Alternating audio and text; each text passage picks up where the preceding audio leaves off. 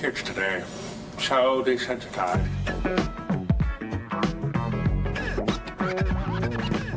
Of course, there's usually a reason why Jim Carrey stops by MTV, and this time it's because he happens to have a new movie coming out, Dr. Seuss's How the Grinch Stole Christmas. You're the Grinch!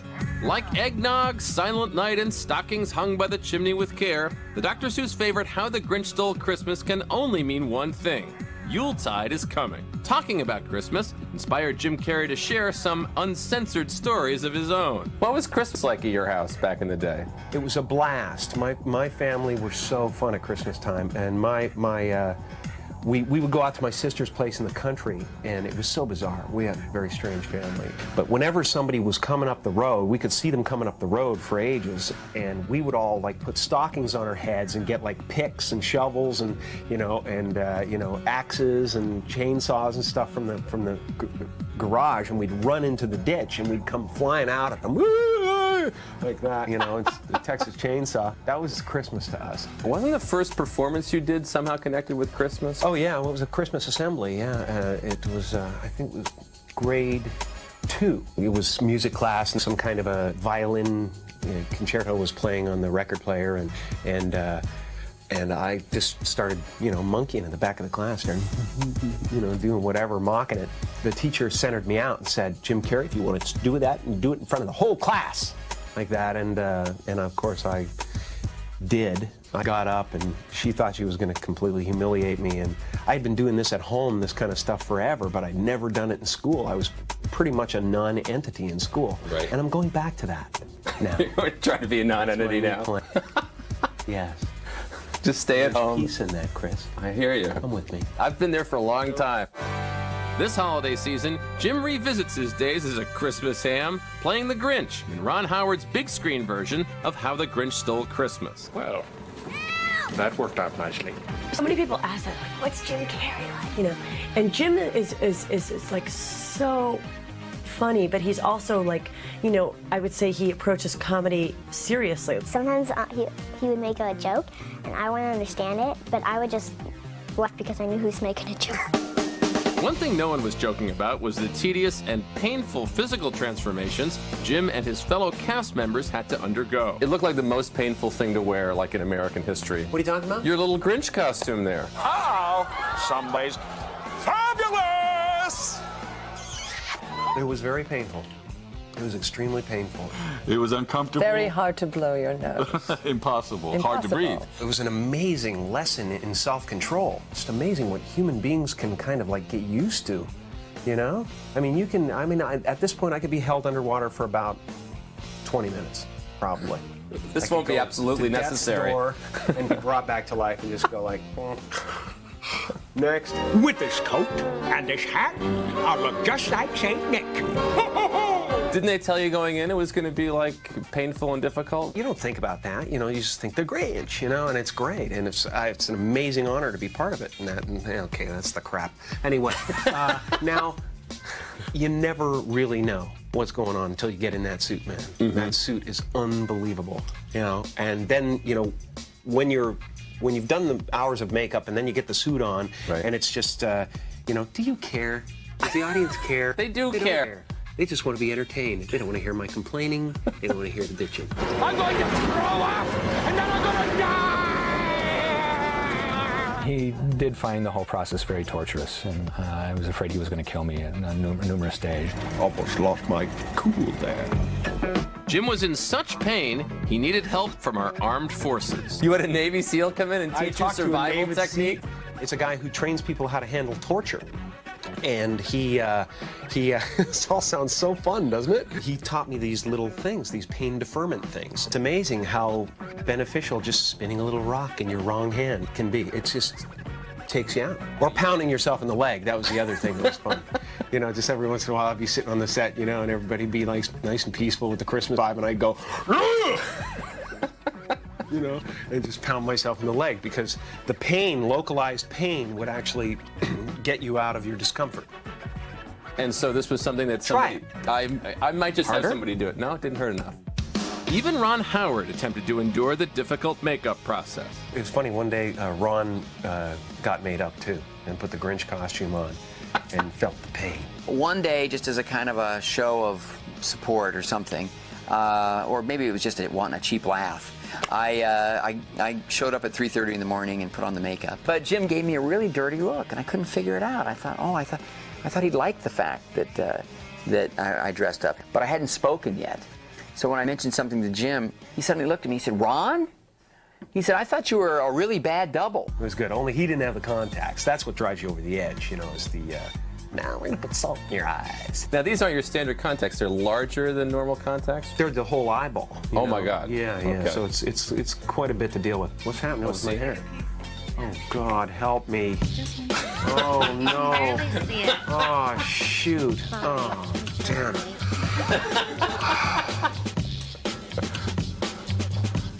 And that was when we lost him. That's when Jim went south. He just seemed so unhappy after that. That's right. There was something about the hair issue that really kind of... Am I on the left side or the right? Was I... Wait. Okay, we're good. Okay. Huh? What's up? Oh, Christ. I'll have to get a rock for you to play in your hand there. Okay, how's that? Just keep pounding. Yeah. Am I cool? Okay. That's lovely. Don't touch me. When we come back, more with Jim Carrey and the people of Whoville. 3 naked half. Don't go away. How the Grinch Stole Christmas began as a book by Dr. Seuss and became an equally beloved Chuck Jones cartoon that first aired on TV in 1966. But how do you transfer such a beloved story onto the big screen and into the 21st century? It's an interesting thing because you've got, Whoville, and you've got Dr. Seuss. There are no references you can pull from society. You can't, suddenly do a rap line or something like that, or do, something that's thought of as contemporary. You know, Right. you can't do that because it's a whole world unto itself. So you have to create it new. Also inhabiting Whoville are Betty Lou's mail carrier husband, played by comic genius Bill Irwin, and the town's mayor and lackey, Jeffrey Tambor and Clint Howard, respectively, who face off with the infamous Grinch. Did someone just say Grinch? Hello, Mayor Mayhew, sir. We're invented characters, so we had a little largesse. I don't need to remind you that this Christmas marks the 1,000th jubilation. Whoville's most important celebration. Sir, the boys didn't see any Grinch. He was right there. I think they were just up on the mountain playing with matches or defacing public property or... Oh, well, that's a relief. Whoville is also filled with characters you're sure to recognize. Santa, What? don't forget the Grinch. Newcomer Taylor Mumson plays the unflappably wide-eyed Cindy Lou Who. I know he's mean and hairy and smelly. His hands might be cold and clammy. But I think he's actually kind of sweet. What does Cindy see in him that other people don't? She's a child, and because she's kind of, she's got this, she has a sweet kind of honesty about her. You don't think he's sweet? Merry Christmas, Santa. She heard the story that all the kids were mean to him when he was a little boy. The innocence of a child. Kids see that stuff. They see whether you're, really kind of a jerk or not. And when Cindy Lou went up with her cup, Nice kid. Bad judge of character. he went to the chimney and stuffed the tree up. The Grinch is the ultimate anti-hero, and that it's just perfect that it came to me in my life. It's exactly, what I've dealt with and who I am. How about those who's inviting me down now on such short notice? Even if I wanted to go, my schedule wouldn't allow it. He's everybody who's ever felt like they weren't part of the club. 4 o'clock, wallow in self-pity. 4:30, stare into the abyss. 5 o'clock, solve world hunger. Tell no one. 5:30, jazzercise. 6:30, dinner with me. I can't cancel that again. He's crazed, but he's got a reason to be. 7 o'clock, wrestle with my self-loathing. I'm booked. But if I want the loathing to nine, I could still be done in time to lay in bed, stare at the ceiling, and slip slowly into madness. But what would I wear? He's hurt. I myself am having some Yuletide doubts. Don't care. Maybe if you can reunite with the Who's and be a part of Christmas. Maybe if you can reunite with the Who's and be a part of Christmas. Grow up! Some people get hurt, and then there's a fork in the road at some point, and they decide to either, hate everybody for it, or try to understand why they're hurting them. This could change my entire outlook on life! Really? No. He just took that fork. He took a hard left, Up into the mountain. You got to beware of who you persecute, because they'll steal your Christmas presents. Jim wasn't beyond borrowing some mannerisms from a few familiar sources. You're a reindeer. Here's your motivation. Your name is Rudolph. You're a freak with a red nose and nobody likes you.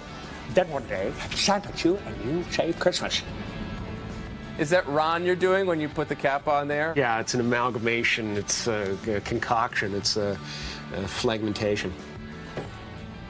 Action! Brilliant! What'd you think of the impression? The Grinch doing Ron Howard, directing a scene? Cut, print, check the gate, moving on. Were you going for like a Sean Connery kind of thing with the Grinch a couple of times? No, I'm sure that was just a mistake. You have no messages. Odd. Better check the outgoing. There's a little sort of Scottish inflections. That kind Well, of... Sean and I cut from the same cloth, pretty Definitely. much. Yep. If a woman needs a slap, damn it, I'll give it to her. I asked for 3/4, not 5/8. Stay focused! How was that dog to work with? It's always tricky when you work There were with like pets. 3 different dogs, One of them was a Chihuahua, so it was hard, for the wide shots. The Taco Bell guy. Yeah, right. He has a big agent and stuff. He transforms himself. It's unbelievable, that Taco Bell dog. It's unbelievable, man. It's like De Niro of the dog world. He put on so much weight and became a freaking Malamute at first, and then suddenly he was like this golden lab, and it was just freaky. You're a mean one, Mr. Grinch. That certainly sounds like your voice doing "You're a Mean One, Mr. Grinch." Yeah, yeah. How was that? Oh, that's so cool, man. You really are a heel. And I did a version with Busta Rhymes, too. Is that right? Yeah, we did a rap thing together. This is a Flip Mode Squad Jim Carrey collabo. He was a great guy. Great guy. Sorry to spoil it. No. My daughter came in, and she was freaked. Suddenly, I was a star. To be hanging with Busta. She doesn't care about anything I do. It's like she's proud and stuff like that, but it's more like, she's got to go to school and deal, I saw Dad's hiney on the Rolling Stone cover. That kind of stuff. It's hard. Busta Rhymes, I will get you.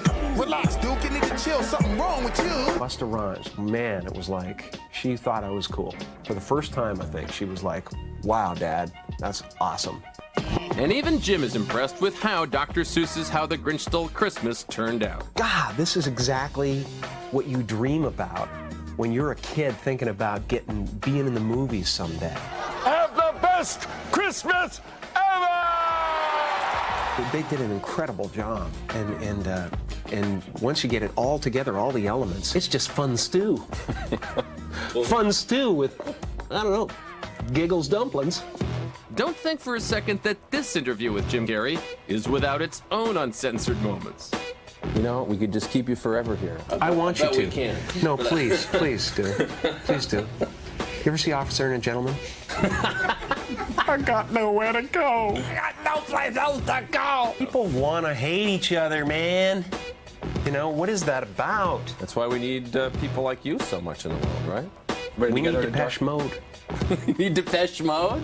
People are people. Isn't that Depeche Mode? I think that's Depeche Mode. We got the anger management tool. See, I got scared there. You need to be thought of as brilliant? Yeah, sure. Do you? Yeah. No, Good luck. No. Still believing the dream? Still in denial? Huh?